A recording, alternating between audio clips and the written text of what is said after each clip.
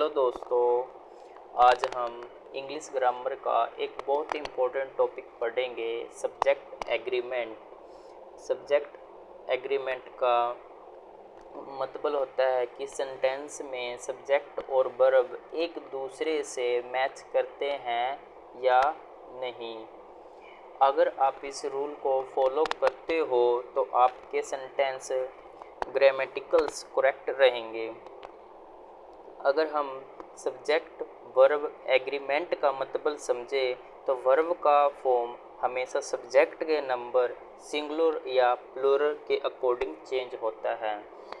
सबसे पहले हम देखेंगे कि कुछ रूल्स है इसके जो हमें याद करने होंगे सब्जेक्ट वर्ब एग्रीमेंट्स के। फर्स्ट रूल हमें ये बताता है कि जहाँ भी मैनी ए लिटल आ जाए वहाँ सिंगुलर वर्ब आती है। सेकंड ऑफ द रूल बोलता है कि मैनी आ जाए, सम और ऑल आ जाए तो इनके बाद प्लूरल वर्ब आती है। ठीक है, उसके बाद हम देखेंगे रूल नंबर थर्ड कि नंबर ऑफ, जैसे कोई नंबर ऑफ दिया जाए या ग्रेटर नंबर ऑफ दिया जाए, मतलब ये संख्या में होगी, अगर ये नंबर ऑफ और ग्रेटर नंबर ऑफ संख्या में होगी तो वर्ब हमेशा प्लूरल होगी। अगर नंबर ऑफ और ग्रेटर नंबर ऑफ एक यूनिट में है तो वर्ब हमेशा सिंगुलर में होगी।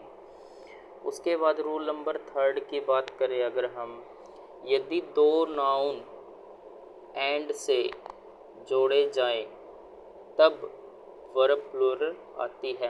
क्या बोल रहे कि यदि दो नाउन एंड से जोड़े जाए तब वर्ब प्लूरल आती है।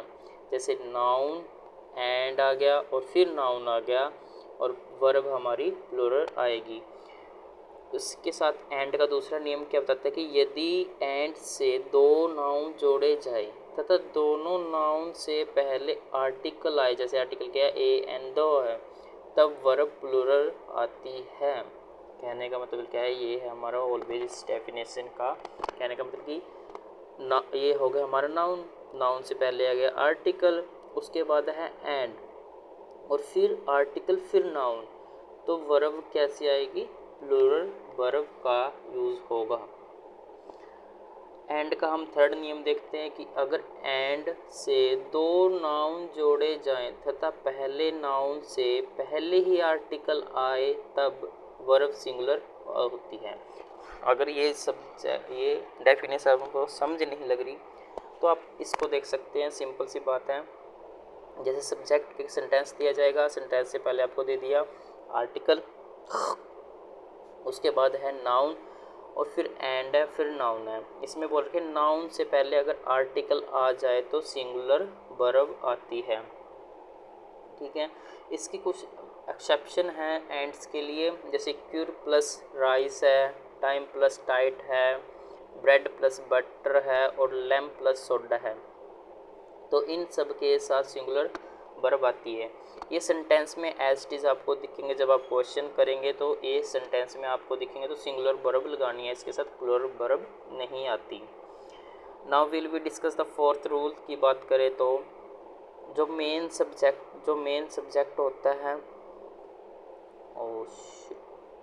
एक मिनट, जो मेन सब्जेक्ट होता है उसके साथ with, as well as, together with, along with आ जाए और ऑब्जेक्ट तो हर सेंटेंस में होगा ही, तो ऑलवेज कहने का मतलब ये है कि वर्ब हमेशा मेन सब्जेक्ट के अनुसार आएगी।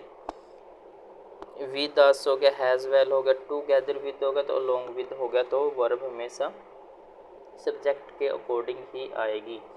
For example, you has well has he are eating this fruit. Are क्यों लगाया है, क्योंकि यहाँ यू है, यू क्या है, प्लूरल है, तो सब्जेक्ट के अकॉर्डिंग वर्ब आएगी, तो हम इज नहीं लगा सकते। उसके बाद रूल नंबर 6 की बात करें तो नाइदर है, नाइदर की जगह अगर नाइदर है तो नॉर भी आएगा, आइदर है तो इधर भी है, इधर है तो और भी आएगा, नॉट है तो ओनली भी इनके साथ देखने को मिलेगा। अगर अगर ये वर्ड आ जाएं, ये वर्ड है नाइदर, आइदर और नॉट, तो वर्ब है जो हमारी जो नियर सब्जेक्ट होगा उसके अकॉर्डिंग वर्ब आएगी। जैसे आइदर यू और your father have sold it, ठीक है, ये हमारा सब्जेक्ट है। नियर सब्जेक्ट देखना है, इसमें दो सब्जेक्ट मिलेंगे। नियर सब्जेक्ट देखना है, योर फादर क्या है, एक सिंगुलर सब्जेक्ट है तो सिंगुलर सब्जेक्ट के साथ हैज़ आएगा, हैव नहीं आता, तो सोल्ड इट। अगले नेक्स्ट रूल में क्या है, अगर certain amount, certain distance, certain height और सर्टेन वेट हो तो हेल्पिंग वर्ब प्लूरल आएगी। जैसे आर, हैव, वर हो गया। जैसे हमने टेंस में देखा था कि वर्ब जो प्लूरल होती है उसके साथ आर होता है, हैव होता है, वर होता है। इस चैनल पे टेंस की एक वीडियो बनाई है जिसमें हमें प्रॉपर टेंस के रूल पढ़ाए हैं। ओनली इस 11 मिनट्स के अंदर सारे सेंटेंस के रूल रिवाइज करवाए हैं। जैसे इसके वर्ब एग्रीमेंट्स के करवा रहे हैं। तो हेल्प वर्ब और प्लूरल आएगी, हैर, हैव, वर आएगी। तो मेन वर्ब दी जाए अगर मेन वर्ब दी जाए तो हेल्पिंग वर्ब है जो प्लूरल आती है। जैसे ये वर्ड दिए जाएंगे आपको सेंटेंस के अंदर। अगर हेल्पिंग वर्ब सिंगुलर आती है, इज, हैज़ और वॉज, यदि मेन वर्ब ना दी जाए तो ये हेल्पिंग वर्ब सिंगुलर आएगी। फॉर एग्जांपल हम ये देख सकते हैं कि जैसे 2000 है, जैसे 2000, ये आपको देखना कि इज आएगा या आर आएगा। A big amount for everyone, मतलब इसमें क्या है, इसमें मेन वर्ब नहीं दी गई है कि प्रॉपर ये बताया नहीं गया है कि कितने बिग अमाउंट में पैसे खर्च किए, बट ये नहीं बताया गया कितने किए गए, तो इसमें हिज आ जाएगा, तो सिंगुलर है। अगर ये स्पेंड है, 2000 dash have been spend on my birthday, मतलब 2000 स्पेंड किए हैं तो हैव आ जाएगा। तो मेन वर्ब दी गई है तो मेन वर्ब के साथ हमेशा प्लूरल आता है। उसके बाद हम करेंगे कि वर्ब हमेशा मेन सब्जेक्ट के अनुसार आते हैं, ये बात मैंने पहले ही बता दी। नेक्स्ट रूल करते हैं कि sum of, part of, 1/3 of, half of और क्वार्टर ऑफ हो। तो अनकाउंटेबल अगर ऐसा कुछ लिखा हो और अनकाउंटेबल हो तो सिंगुलर वर्ब आती है। अगर ये सब हम काउंट कर सकें, जैसे 1/3 को काउंट कर सकते हैं, हाफ को काउंट कर सकते हैं, क्वार्टर का तो 4 होता है तो हम उसको काउंट कर सकते हैं। तो काउंट प्लूरल काउंटेबल होगा तो वर्ब क्या होगी, प्लूरल वर्ब आएगी।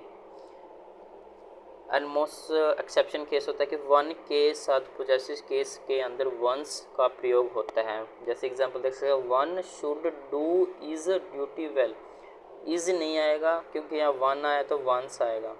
तो ये थे हमारे आज के सब्जेक्ट वर्ब एग्रीमेंट के कुछ रूल्स जो कि आपको हर कॉम्पिटिटिव एग्ज़ाम में ये देखने को मिलेंगे। अगर आप इसको अच्छे से याद करते हैं, इसको 1-2 बार रिवाइज कीजिए।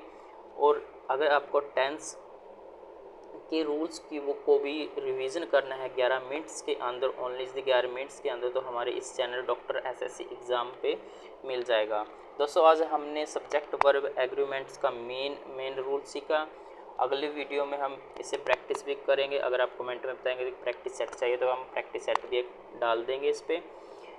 तो अगर आपको ये वीडियो अच्छी लगे तो चैनल को सब्सक्राइब, शेयर कीजिए और आने वाली वीडियो के लिए तैयार रहिए। Thank you.